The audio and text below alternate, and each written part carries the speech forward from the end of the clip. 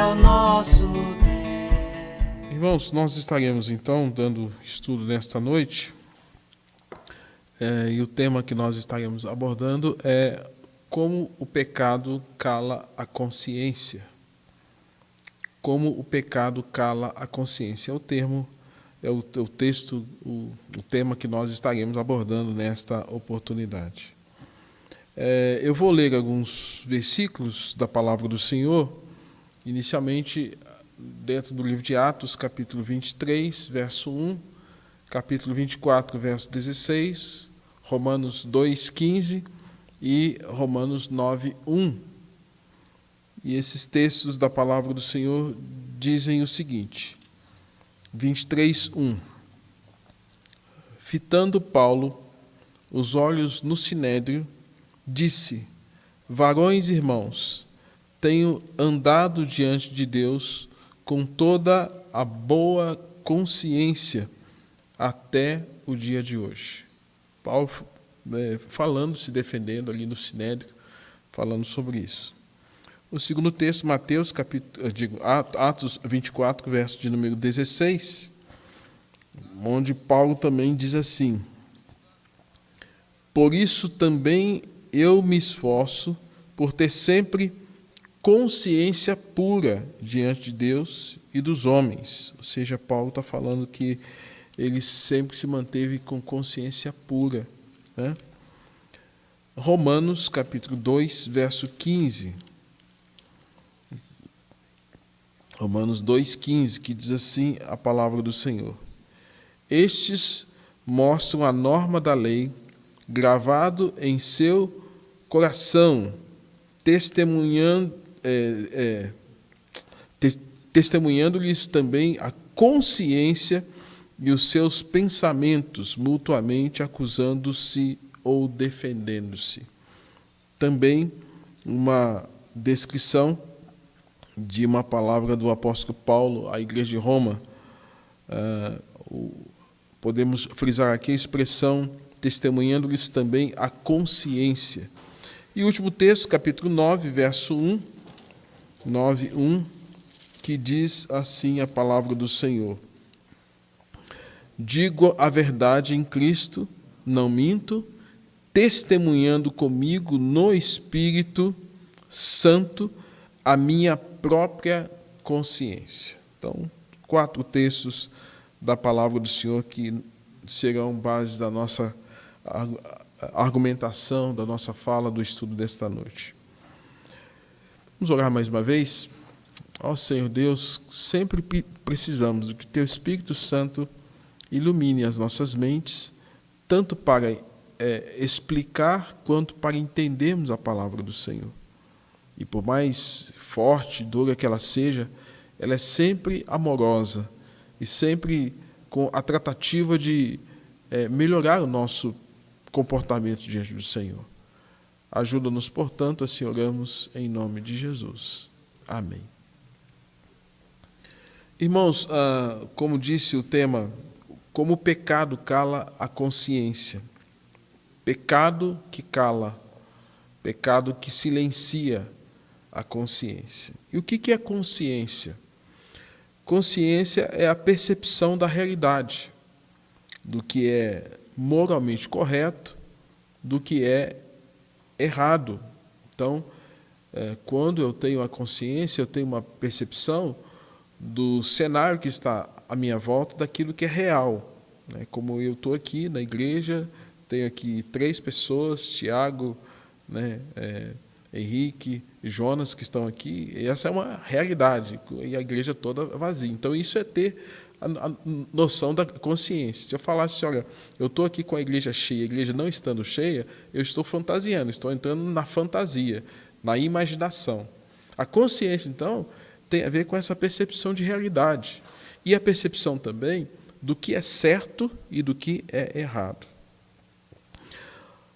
Charles Colson, ele foi consultor, jurista e conselheiro de um dos presidentes dos Estados Unidos. Ele tem uma frase, uma construção que eu quero ler e que introduz a nossa conversa nesta oportunidade.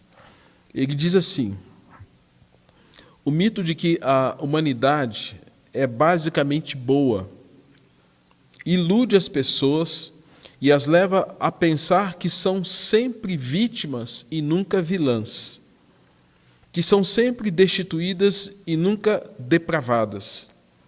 Isso isenta as pessoas de responsabilidade, como se isso fosse o ensino de uma época mais obscurecida. Isso pode desculpar qualquer crime, pois sempre é possível encontrar algum culpado, uma doença da nossa sociedade ou da mente. Diz ele ainda, o escritor chamou a era moderna de a época áurea da exoneração, quando a culpa é considerada como ilusão de mentes estreitas. Ninguém é responsável, nem mesmo em relação à própria consciência. A ironia reside no fato de isso ter surgido justamente neste século. E há uma outra consideração de Chesterton, quando ele diz assim, a doutrina do pecado original é a única filosofia empiricamente válida por séculos de registros da história da humanidade. O que a gente pode começar a delinear a nossa reflexão nesta noite? O pecado é uma realidade, o pecado é uma ofensa contra Deus, o pecado é uma ofensa contra o próximo, muitas vezes, e o pecado nos separa de Deus. Isso é realidade.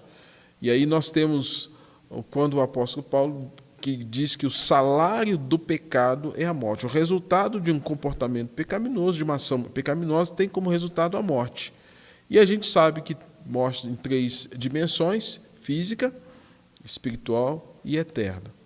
Foi isso que, a partir da queda do pecado original, em Gênesis capítulo 3, que ocorreu com a humanidade.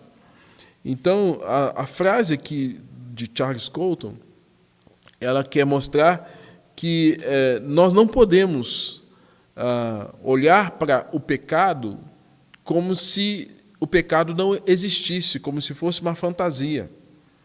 E isso é uma perca da consciência do que, de fato, se constitui pecado. E ele diz que hoje as pessoas estão tentando sair dessa concepção e onde a sociedade está vivendo num tempo onde vive na premissa de que não existe pecado, que nada mais é pecado, que nada mais é transgressão. E que, nesse sentido, olhando para o pecado original, o pecado de Gênesis capítulo 3, não tem como nós negarmos a realidade do pecado. Então, em tese, essa frase tem a ver com isso. E ainda dentro de uma consideração sobre pecado, quando o pecado é negado, ocorre o entorpecimento do coração e da consciência. É exatamente isso que nós queremos estudar aqui nesta noite.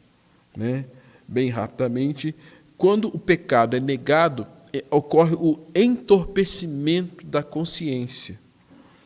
O escritor de Hebreus advertiu acerca do perigo de nos tornarmos endurecidos pelo engano do pecado. Eu quero ler aqui Hebreus capítulo 3, verso de número 13, que apresenta esta informação. Hebreus capítulo 3, verso de número 13, que diz assim a palavra do Senhor. 3:13. Fala assim. 3:13. Pelo contrário, exortai-vos mutuamente cada dia, durante o tempo que se chama hoje, a fim de que nenhum de vós seja endurecido pelo engano do pecado. Então, o que o autor de Hebreus quer mostrar para nós? Que nenhum de nós tenha um coração endurecido por sermos enganados em relação ao pecado. Então, ele traz aqui uma orientação séria. Uma orientação séria. Hoje nós estamos vivendo numa sociedade que nega a existência do pecado, que não existe pecado, que nada é pecado. E aí, dentro dessa visão da pós-modernidade, que tudo é relativo, essa construção não coaduna com aquilo que a Bíblia nos ensina em Hebreus capítulo 3, verso 13. Então, o pecado, ele despreza e ilude a consciência humana, endurecendo terrivelmente o coração. O pecado, então, ele engana a consciência e endurece o coração. Um coração endurecido pelo pecado torna-se mais susceptível à tentação, ao orgulho, a todo tipo de mal. Então, quando a pessoa ela endurece o coração, quando ela fica com a mente entorpecida, isso a torna mais susceptível, mais fácil de continuar vivendo um comportamento, uma vida pecaminosa.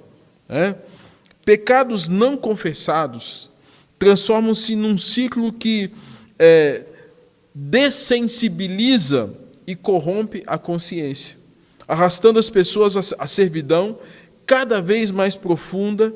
E, nesse sentido, duas palavras podem nos ajudar a compreender o que ocorre com a nossa mente, já que o nosso tema é como o pecado cala a consciência. O que acontece com a mente quando nós ignoramos a realidade do pecado? Quando nós pecamos e não nos importamos com isso. O que pode acontecer?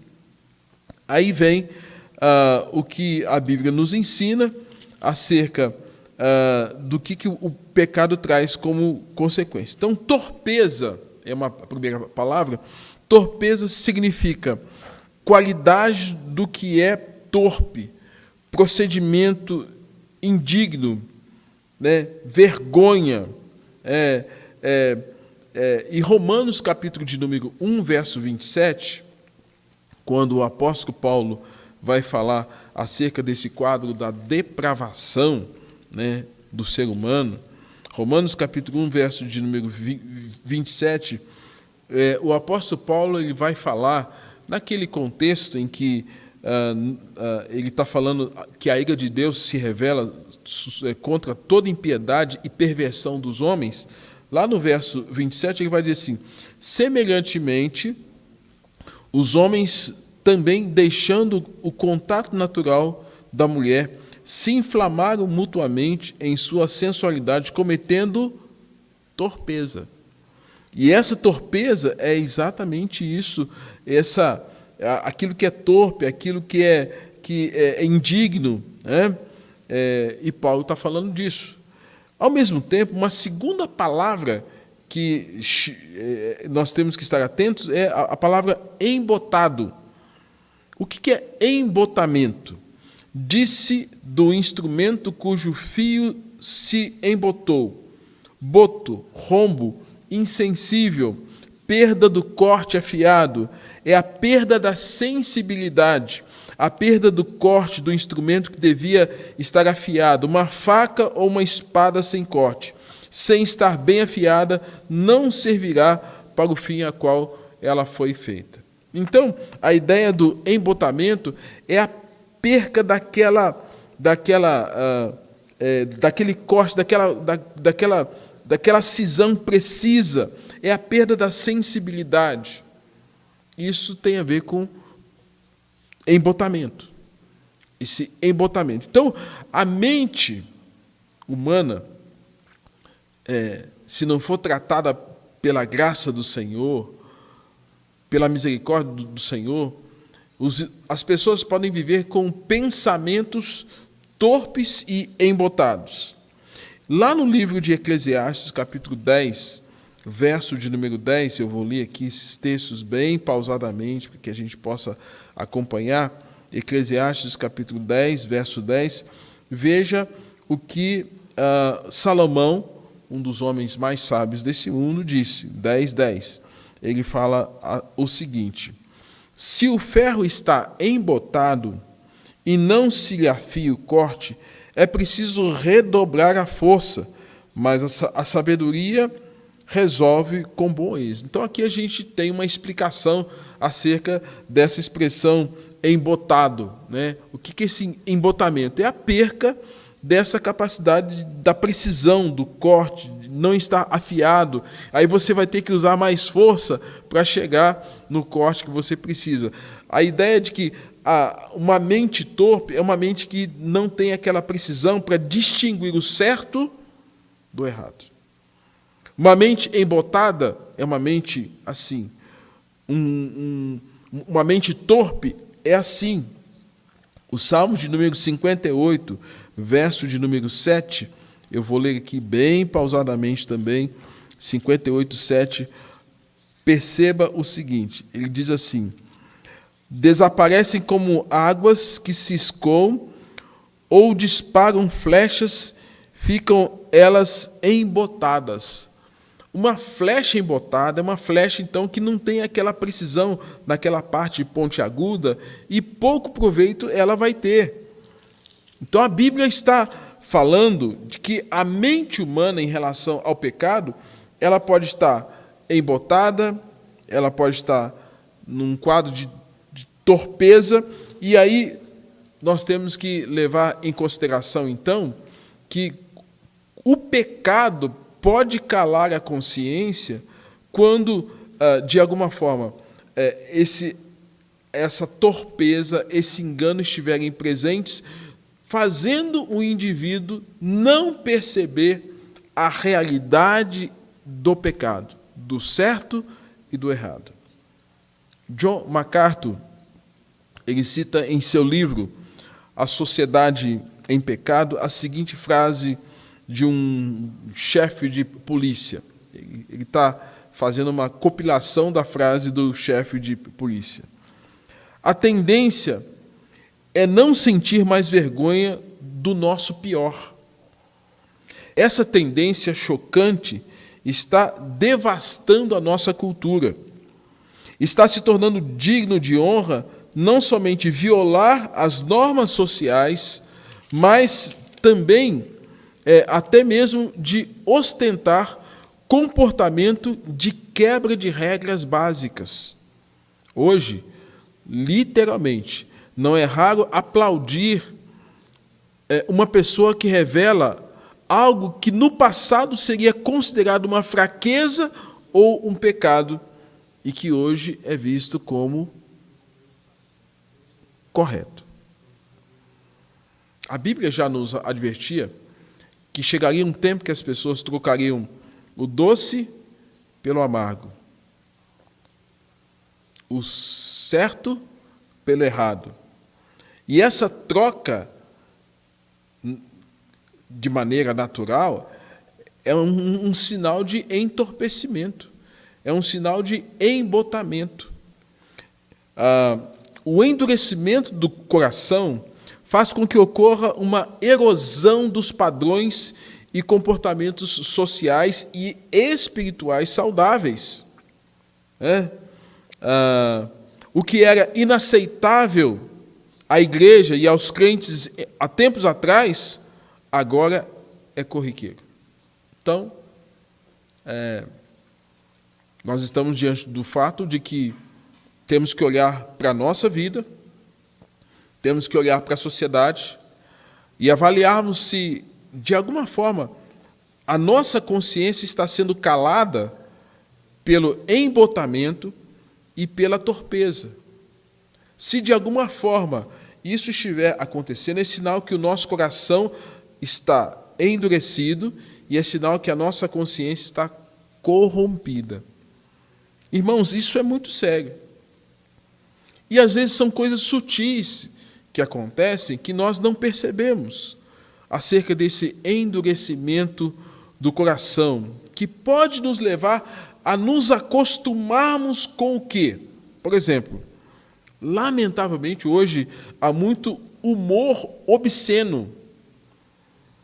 E quando a sociedade começa a rir desse humor obsceno, até a gente entende que eles estão nas trevas, eles estão ignorantes, alheios à vida de Deus. Mas quando esse humor obsceno é apresentado e alguém que conhece a palavra começa a simpatizar-se com o humor obsceno e achar isso natural, é um sinal de entorpecimento, é um sinal de embotamento, porque não há comunhão entre trevas e luz. Certamente, muitos de nós já assistiu o desenho Simpsons. Simpsons, a família Simpsons. Os Simpsons.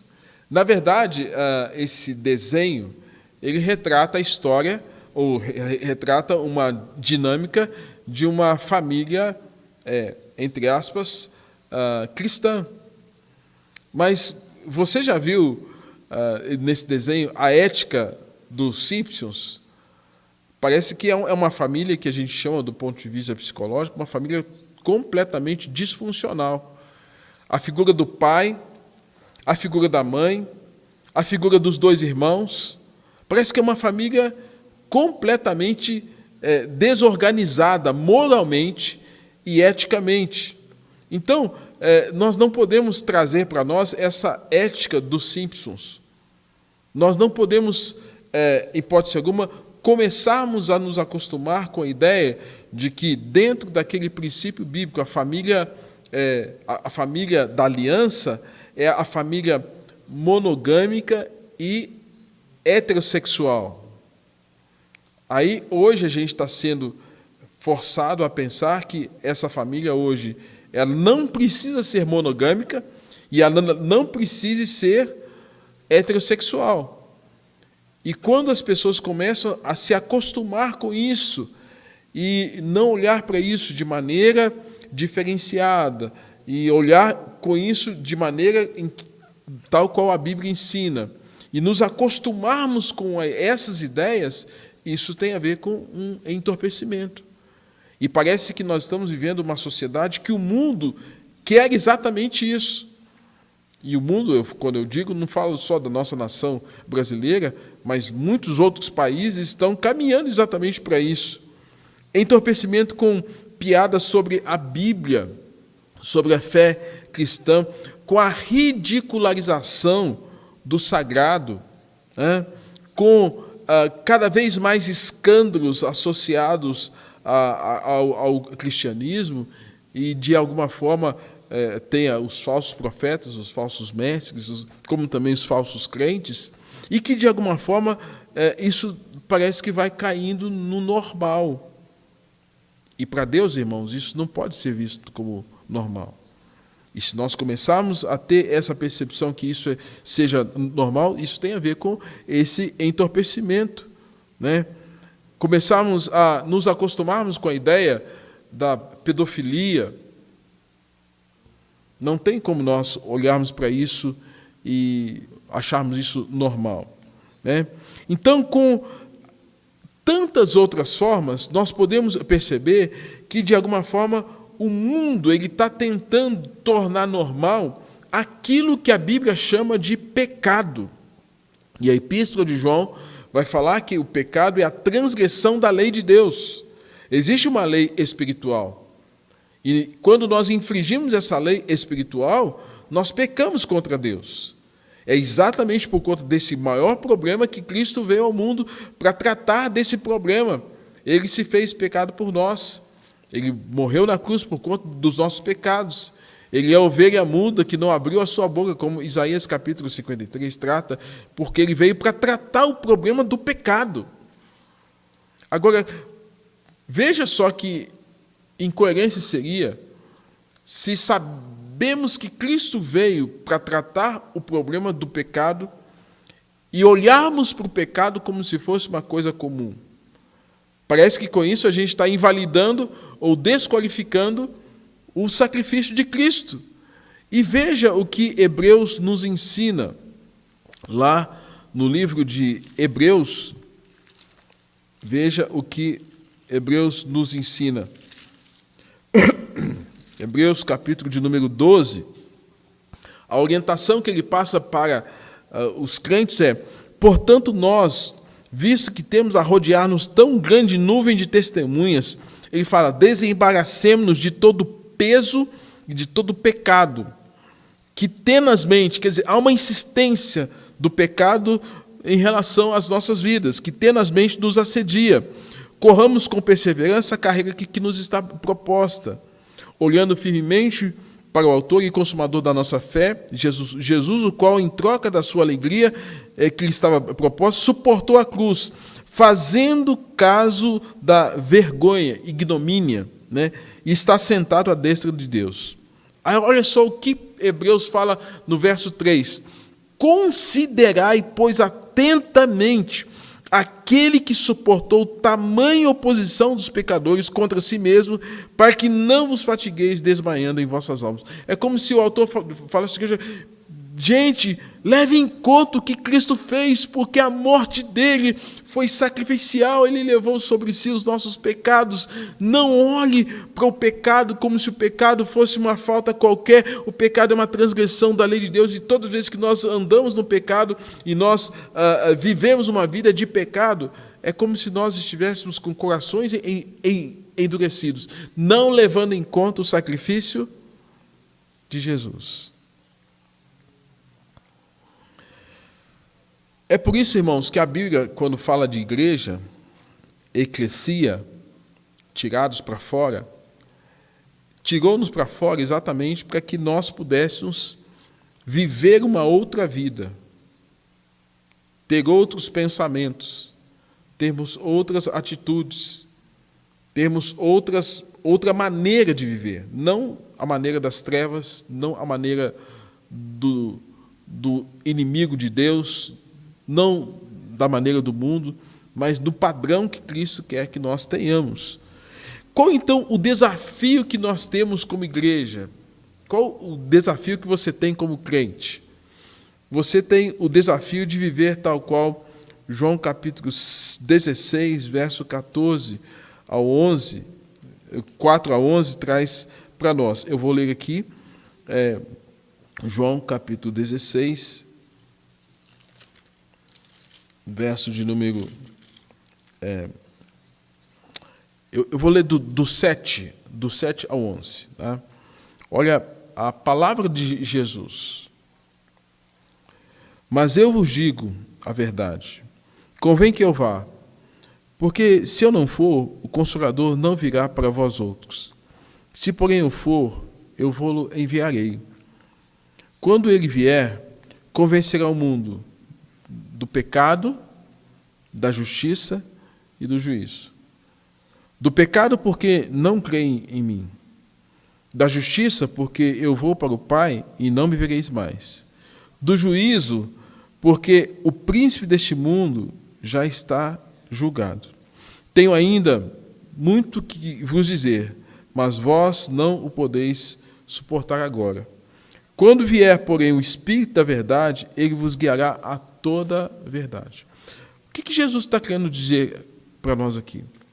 Que nenhum de nós tem condição de ter uma noção do pecado se não tiver um convencimento do Espírito Santo.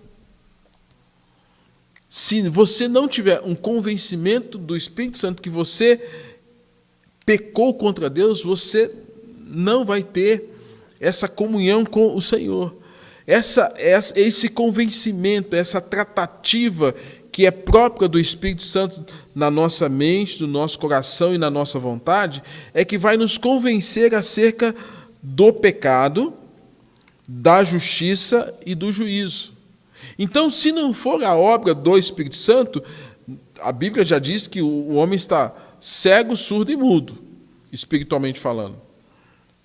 Sobre a vida de um crente, sobre a vida de alguém que conhece a Deus, ele não pode viver na prática do pecado, até porque agora ele tem o Espírito Santo para fortalecê-lo e para que ele tenha o poder do alto para dizer não para o pecado. Mas se porventura, de alguma forma, algum crente viver uma vida dissoluta diante de Deus, é sinal que, tal qual o apóstolo Paulo diz, eles estão entristecendo o Espírito Santo de Deus, e esse entristecimento da obra do Espírito Santo de Deus na nossa vida é por conta da presença do pecado. E aí me faz também refletir no livro de Hebreus, capítulo 3, verso de número 10, quando o Senhor disse, uma referência ao Velho Testamento, quando o Senhor estava conduzindo o povo hebreu para a terra prometida, e Deus estava dando o maná, o pão, Deus estava dando a carne, as codornizes, Deus estava trazendo água, Deus estava conduzindo com uma coluna de fogo durante a noite e uma nuvem durante o dia para protegê-los. As roupas deles não estavam sendo gastas, e a despeito de tudo isso que Deus estava fazendo, o povo estava murmurando contra Deus. Murmurando, falando mal de Deus, de Moisés, daquela situação que o Egito era melhor do que aquilo. Com isso, irmãos, de tanto estarem repetidamente com esse pensamento, a Bíblia fala que eles estavam com o coração o quê? Endurecido. Aí o autor de Hebreus vai dizer, assim como diz o Espírito Santo falando, hoje, se ouvires a sua voz, não endureçais o vosso coração, como foi no dia da provocação, no dia da tentação no deserto, onde os vossos pais me tentaram pondo-me à prova. E aí, lá no verso 12, ele fala assim, tende cuidado, irmãos, jamais aconteça haver em qualquer de vós perverso coração de incredulidade que vos afaste do Deus vivo. Agora, o que estava afastando aquelas pessoas do Deus vivo? O pecado de murmuração. E que a constância em relação a esse pecado trouxe endurecimento. E aí pode acontecer aquilo que nós lemos no início, entorpecimento e embotamento. Entorpecimento, perca da sua precisão, da sua sintonia fina, digamos assim, com Deus. E, consequentemente, deixar essa vida espiritual saudável. Então, Deus nos ajuda e nos fortalece a lutar contra o pecado mediante a ação desse Espírito Santo, que nos convence do pecado, da justiça de Deus aplicada em Cristo Jesus, porque Jesus é a justiça de Deus, porque Ele morre na cruz em favor de criminosos. A justiça de Deus é essa. Os criminosos éramos nós. O criminoso era você. E Jesus Cristo morre na cruz por conta dos criminosos. E Ele, mediante esse poder, salva esses criminosos. E, ao mesmo tempo, nos convence do pecado, da justiça e do juízo. Que na vida vindoura, o Senhor vai nos dar o presente eterno da salvação. Então, é o Espírito Santo que faz isso. Homem nenhum faz isso, igreja nenhuma faz isso, pastor nenhum faz isso, mas o Espírito Santo faz, porque ele fala, o Espírito Santo fala. E eu quero crer, irmãos, que nesses dias que nós estamos vivendo, muitos de nós não estejam com o coração endurecido, entorpecido, embotado, mas que nós estejamos nitidamente ouvindo a voz de Deus aos nossos corações, quer seja trazendo consolação, quer seja trazendo correção, quer seja trazendo direção, quer seja trazendo salvação, quer seja nos impulsionando para levar a palavra, para levarmos o Evangelho, quer seja para amarmos mais as pessoas que estão ao nosso lado. Eu li no dia de hoje que subiu absurdamente o número de divórcios por conta da pandemia.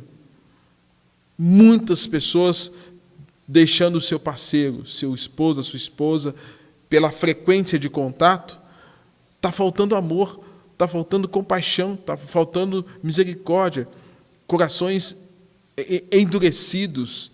E, consequentemente, é sinal que o pecado está presente. Porque desde quando o mundo é mundo, o princípio de Deus não mudou. Deixa o homem pai e mãe, una-se a sua mulher, e os dois se tornarão uma só carne. E ele fala que o divórcio veio por conta da dureza do coração. Uma sociedade entorpecida, endurecida. Mas qual o desafio do crente? É viver conforme essa direção do Espírito Santo. Quando o crente e a igreja, como um todo, não se deixam embotar pelos pensamentos, pela ética mundana, sua atitude será diferenciada, bíblica e abençoadora. Jesus disse que deveríamos ser sal e luz. Mateus capítulo 5, verso 13, o Senhor Jesus fala exatamente isso. Vós sois o sal da terra. Ora, se o sal vier a ser insípido, como lhe restaurar o sabor? Para nada mais presta, senão para ser pisado pelos homens. E o sal, ele deixa de ser insípido quando ele perde a sua função, perde essa precisão de salgar, de dar sabor. Então, Jesus está chamando a nossa atenção quanto a isso. E quando ele fala, para nada mais presta, senão para ser pisado pelos homens. Aí a ideia desse texto está relacionada ao fato de quando, no contexto do Império Romano, o sal perdia as suas propriedades, ele era usado como cascalho nas estradas romanas. Então, jogado no chão, e passavam as pessoas, passavam os animais, passavam as carruagens, tudo pisando em cima do sal, porque não tinha mais a sua propriedade para salgar alguma coisa. Então ele fala, vós sois o sal da terra. Como é que a gente vai manter essa vida espiritual lutando contra o pecado, lutando contra as trevas, lutando contra o mal? É ter essa consciência que você é sal da terra, que você é luz do mundo. Marcos capítulo 9, verso 50, o Senhor fala, bom é o sal, mas se o sal vier a tornar-se insípido, como lhe restaurar o sabor? Tende sal em vós mesmos e paz uns com os outros. Palavra de orientação do Senhor. Lucas capítulo 14, verso 34, o Senhor fala, o sal é certamente bom, caso, porém, se torne insípido, como lhe restaurar o sabor? Mateus 5,14, Jesus ensina, vós sois a luz do mundo, não se pode esconder a cidade edificada em um monte. Mateus capítulo 5, 16, assim brilha a vossa luz diante dos homens, para que vejam as vossas boas obras e glorifique a vosso Pai que está nos céus. Então, irmãos, qual o desafio que você e eu temos? Não nos permitir, mediante o poder do Espírito Santo sobre a nossa vida, de termos a nossa consciência calada. E a consciência calada, quer dizer, eu não tenho mais a noção de certo e errado, eu não tenho mais a noção daquilo que é correto ou não é. Nessa semana eu tive a infelicidade de ouvir de alguém que foi um congressista, ou seja, alguém que pregou em vários congressos no Brasil, Ricardo Godin, dizendo que ele não crê mais na Bíblia como palavra de Deus. Ele não crê. Então, e esse homem pregou em vários lugares do mundo, aí, no contexto de Brasil, vários cantos, congressos dos mais diversos, e ele falou claramente, eu não creio mais na Bíblia como palavra de Deus. Ou houve esse embotamento e essa falta da ação do Espírito Santo de Deus, né, e que traz essas falas. É como se estivesse renegando tudo aquilo que aprendeu acerca das Escrituras, né? Irmãos, então, o problema está aí, porque quando pessoas têm pensamentos embotados, quando pessoas têm esse comportamento, elas vivem o anticristianismo. Quando uma sociedade tem pensamentos embotados, Deus fica do lado de fora, porque nada é pecado. E uma coisa que Deus é que Ele é santo. Lembre-se de Isaías capítulo 6, na visão que o Senhor deu para o profeta Isaías, que serafins estavam diante dele e dizendo: Santo, Santo, Santo é o Senhor dos exércitos, toda a terra está cheia da sua glória. Quando se perde a consciência de que Deus é santo, santo, santo, o Pai é santo, o Filho é santo, o Espírito é santo, e Ele nos deu uma palavra santa. Quando nós perdemos essa consciência, nós começamos a andar conforme as nossas próprias concepções. E andar conforme as nossas próprias concepções significa colocamos Deus de fora e nada agora é pecado. E cada um vai ter a sua ética, cada um vai ter a sua moral, cada um vai ter a sua pseudo-espiritualidade. Porque espiritualidade sem a consciência de um Deus santo não é espiritualidade saudável. Porque esse Deus que é santo nos chama por meio de Jesus a participarmos dessa santidade. E começarmos a viver dentro de um contexto de indivíduos e uma sociedade que não tenha os valores da palavra, é sinal que nada mais presta senão para ser pisado pelos homens. E se nós, como igreja, perdemos essa noção, para nada mais presta senão para ser pisado pelos homens. Então, a igreja é o projeto de Deus. E eu quero que você saiba, meu irmão, que Deus não tem um plano B. Deus não tem um plano B. Quando Deus nos chamou, Ele nos chamou para sermos santos e irrepreensíveis. E Ele lamenta quando, de alguma forma, aqueles que deveriam fazer e ser o que Ele espera, não sendo aquilo que Ele gostaria que fosse, Ele diz: aí até as próprias pedras vão clamar. O que é uma pedra clamar? Algo inanimado que vai revelar alguma verdade eterna.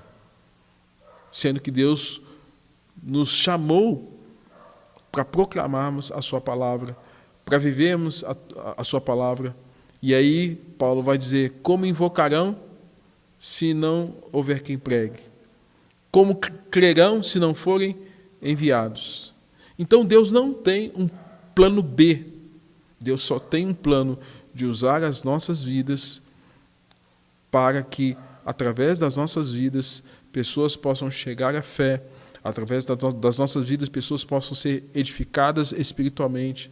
Através das nossas vidas, o Evangelho chegar e produzir fé, porque a fé vem pelo ouvir e ouvir a palavra. Deus não tem um plano B. Deus só tem esse plano. E certamente Ele conta com você.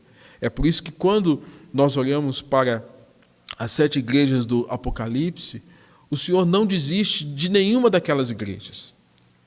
Você se lembra lá? Nenhuma delas o Senhor desiste delas. Deus não desistiu de nenhuma delas, a despeito de como elas estivessem.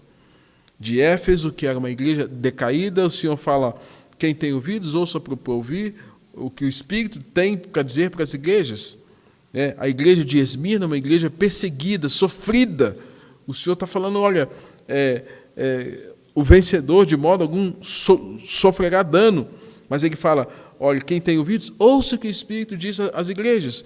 A igreja licenciosa de Pérgamo, que estava com pecado ali latente, dentro daquele contexto da sua história, com a presença de doutrinas falsas. Ele está dizendo: olha, ouçam o que o Espírito diz às igrejas. A igreja de Tiatira, uma igreja institucional, uma igreja papal que estava com o pensamento embotado, voltado mais para a instituição, e que tinha a profetisa Jezabel ensinando na igreja coisas perniciosas. Ele está dizendo: quem tem ouvidos, ouça o que o Espírito diz às igrejas. A igreja de Sardes, uma igreja morta, como crentes que estão frios da fé, sem coragem. Ele está chamando: ser vigilante. Ao final ele diz: quem tem ouvidos, ouça o que o Espírito diz às igrejas.